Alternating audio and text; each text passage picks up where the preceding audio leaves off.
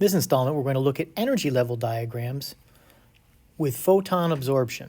So what we have over here is an energy level diagram that for the element hydrogen, for a hydrogen atom, and we show an electron in the ground state and excited state number 2, n equal 3, 4, 5, 6, and infinity. So these actually represent different states of excitation, with n equal 1 being the ground state. At n equals infinity, what that means is the electron is actually ejected from the atom. That's what that level corresponds to, being ejected outside the atom and it just floating there. So it's removed and it just sits there outside. So what occurs is light, in the form of photons, comes into a hydrogen atom, and if it interacts with an electron in the ground state, it can be excited. It can be excited to the n equal 2 level. It can be excited to the n equal 3 level, n equal 4, n equal 5, n equal 6, and to this level. And it can be excited so much so that it's ejected and then moves off with kinetic energy. So light, photons of particular energies can come in. They might interact with an electron in the ground state, causing it to be excited. If that energy is large enough, it could be large enough to eject the electron and for it to move on with kinetic energy. Now, the numbers on the right side here represent the energies associated with each of those states of excitation. So the ground state is minus 13.6 and 0. So one way that I think about this is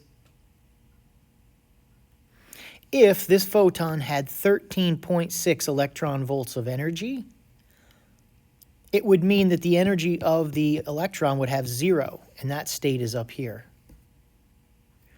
That would be just enough to free it. So another way to diagram this is to say an electron can go from n equal 1 to n equal 2, n equal 1 to n equal 3, 1 to 4,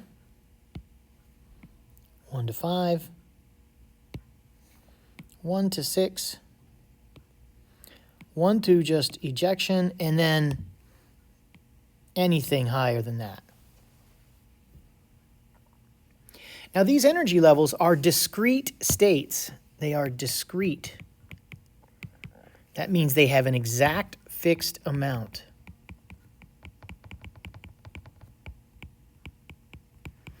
So if a photon comes in and has enough energy to get it to n equal 1 and n equal 2, from n equal 1 to n equal 2, then it will become excited. But if it has some amount of energy in between, it will be transparent to it. So if the energy of the incoming photon is identical, and that's what these 3 lines mean, is identical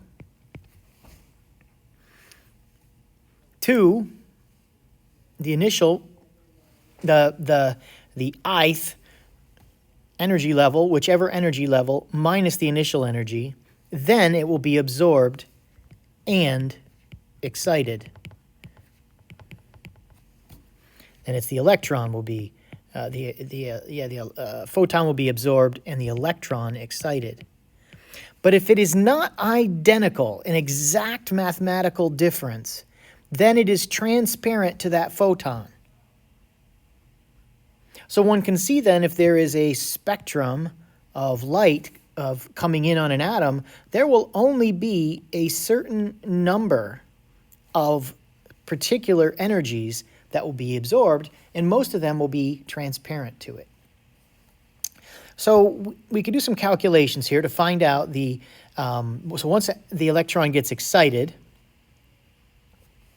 the photon that's necessary to do this, the energy that is necessary for the photon to excite them then, for the n1 to n equal 2, is going to be minus 13.6 minus a negative 3.0, or minus 10.2 eV. So this number then, it takes to go from here to here is 10.2 eV. We could label that over here, 10.20 EV.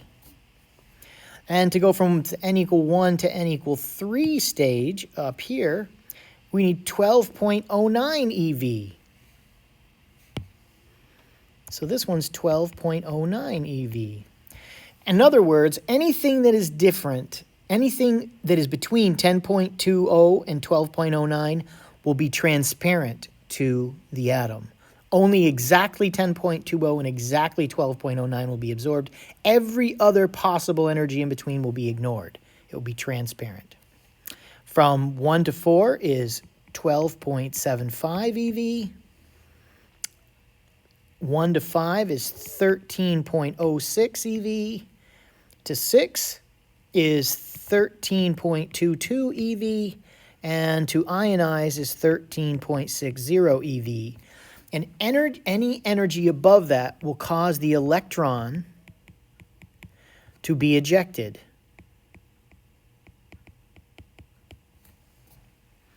And any excess energy goes into kinetic energy of the electron. So we can do a conservation of energy here, and the total energy of the system must remain constant. And so in the beginning, we have the energy of the photon. And then afterward,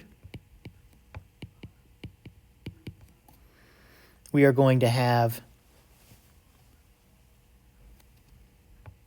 the potential energy of the electron being removed plus the kinetic energy of the electron. So we can see then the energy of this photon gets converted into some potential energy due to the excitement and the kinetic energy of the electron. For every element, for every atom, every element, there is an energy diagram like this. For every compound, there is an energy diagram like this. So one can see that there are very many different energy levels. In fact, there are so many it might even appear that there's an infinite possible range of energies associated here. So again, we have light, the energy of the photon coming in. If it is the right exact amount of energy, it could cause the electron to be excited. And if it's sufficiently large, it could be enough to eject it, and that excess energy will go into kinetic energy of that electron.